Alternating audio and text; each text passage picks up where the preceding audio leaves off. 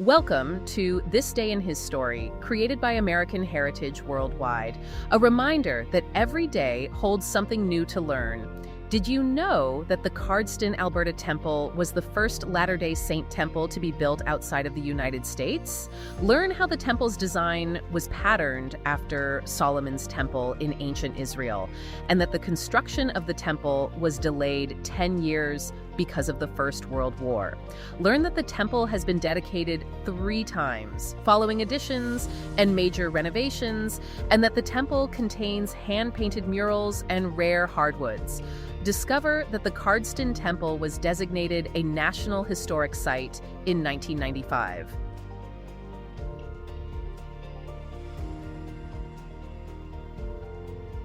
Imagine for a second that a massive, globally recognized organization is getting ready to build its next flagship location.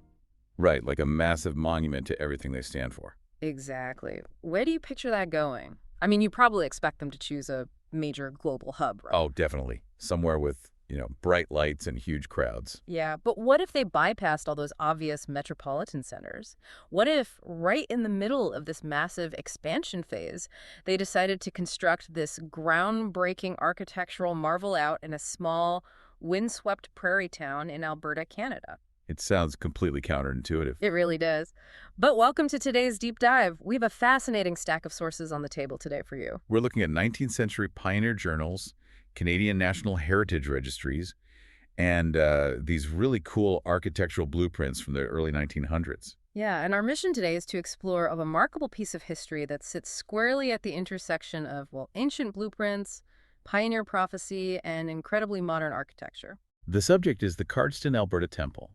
It's the 6th operating temple built by the Church of Jesus Christ of Latter-day Saints. And just like that unexpected flagship store we mentioned, understanding how and why it ended up on the Canadian prairie, it totally changes how you view the entire global footprint of this organization. It really does.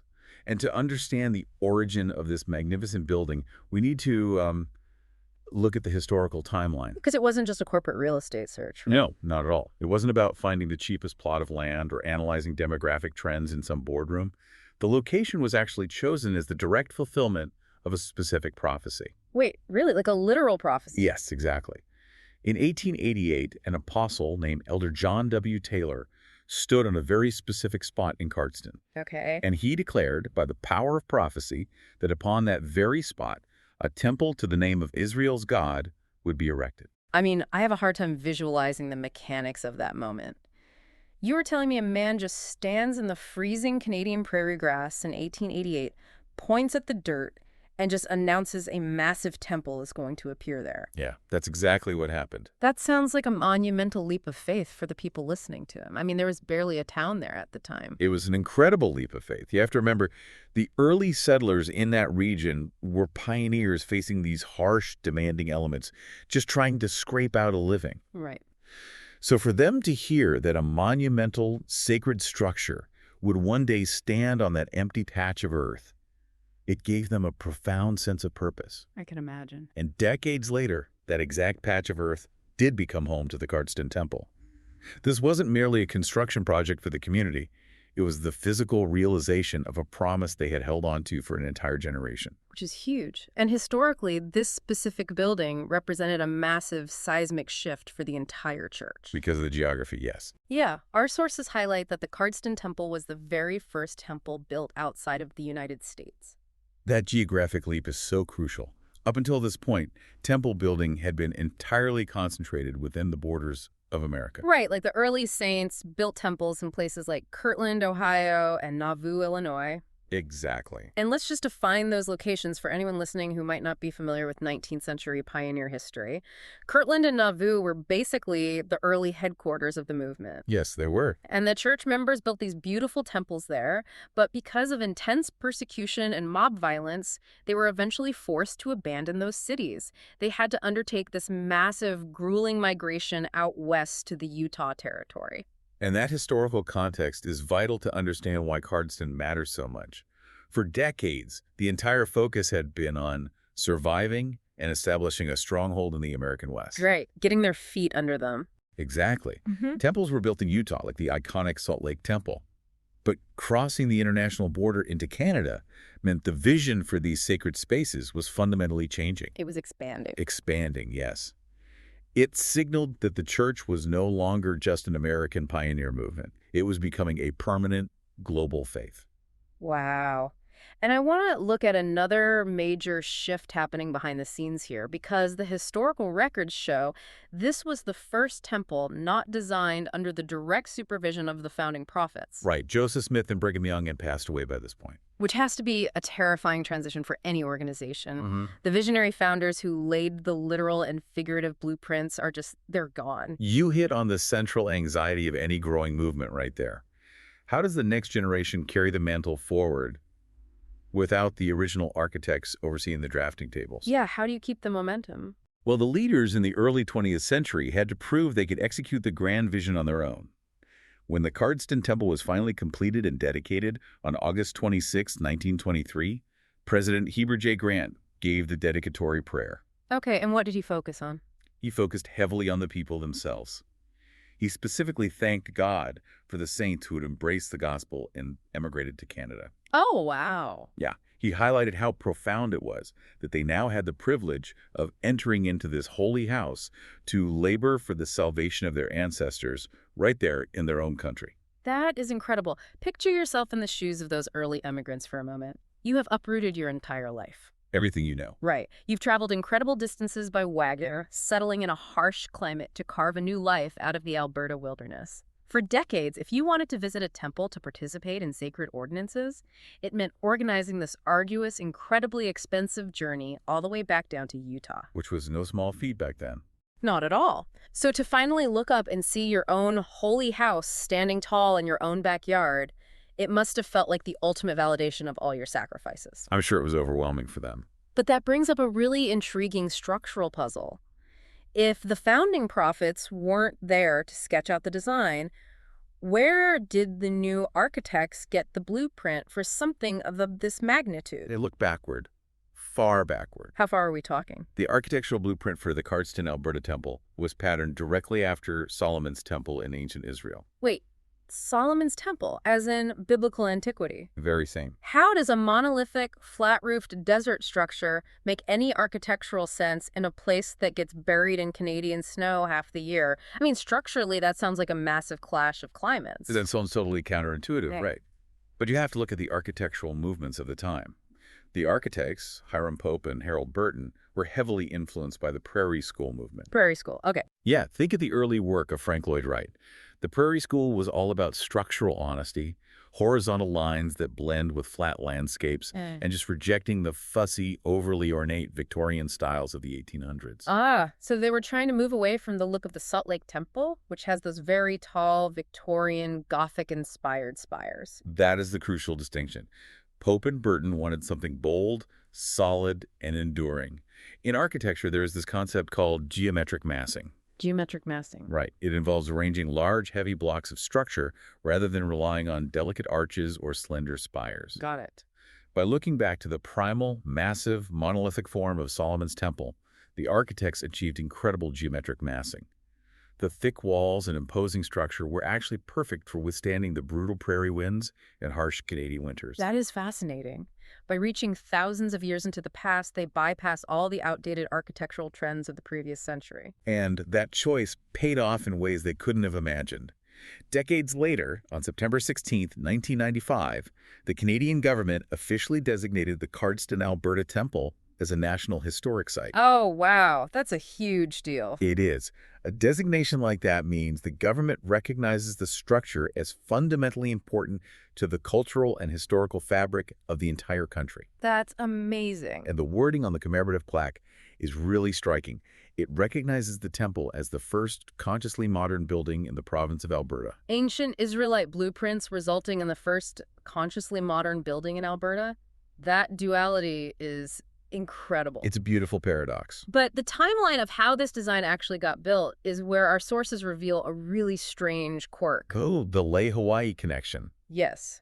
The Cardston design was the master pattern. It was the original innovation. And that exact same basic pattern was used to design the Leh Hawaii Temple. Right. However, the Hawaii Temple was actually completed 4 years before the Cardston Temple was even dedicated. Yep. It's like an auto manufacturer spending years engineering the perfect concept car, hitting a massive supply chain snag, and watching a spin-off model hit the streets before the original prototype even leaves the factory floor. How does a spin-off finish 4 years earlier? Well, the supply chain snag you mentioned was World War I. Oh, We have to look at the geopolitical reality of the 1910s.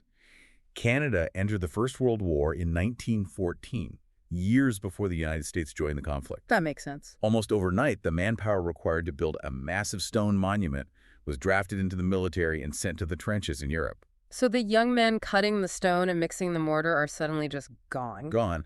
And on top of that, materials became incredibly scarce. Supply lines were diverted for the war effort, the global economy was in turmoil, and inflation just skyrocketed. Wow. Because of these immense crushing pressures, what was supposed to be a straightforward build ended up taking 10 grueling years to complete. Yeah, 10 years. Yeah. Hawaii, on the other hand, was geographically isolated from the European conflict and could utilize different local materials like crushed volcanic rock and coral. Oh, that's clever. So Hawaii was able to push forward and finish first, even though Cardston was the originator of the design. 10 years of construction in a small prairie town during a world war. That is a staggering marathon for any community to sustain. But our sources indicate they didn't just let the building sit empty while they waited for the war to end. How did they spend all that extra time? Well, those World War I delays meant the exterior was finished long before the interior.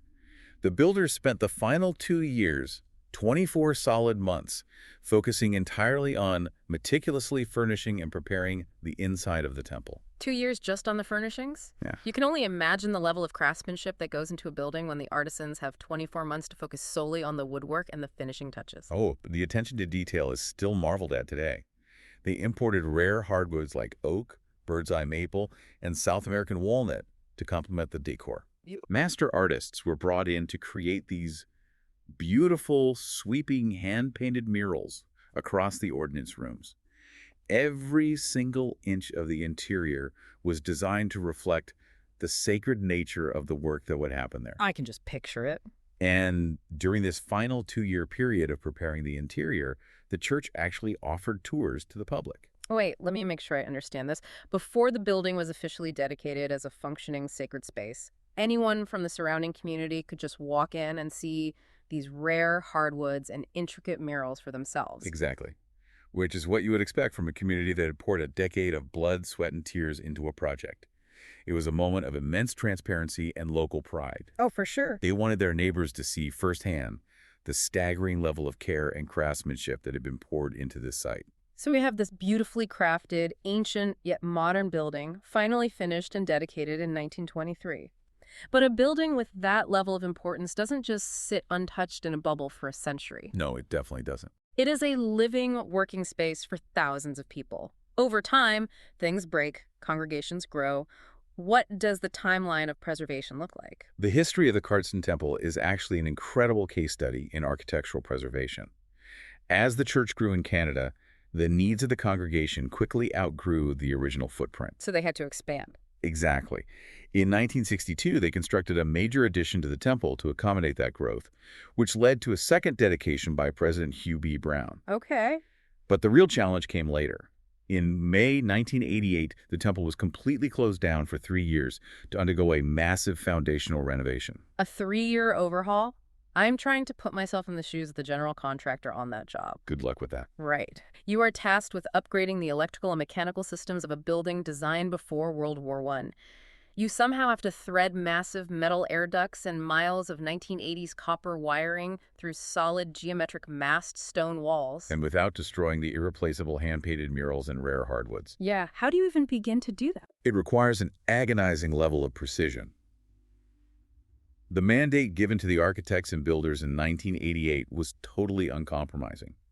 Every single effort had to be made to keep the temple true to its original design. This sounds so stressful. It was. They had to carefully remove historic materials, route modern HVAC systems through hidden structural cavities, and seamlessly restore the historical finishes. Wow. The architects understood they were custodians of a legacy.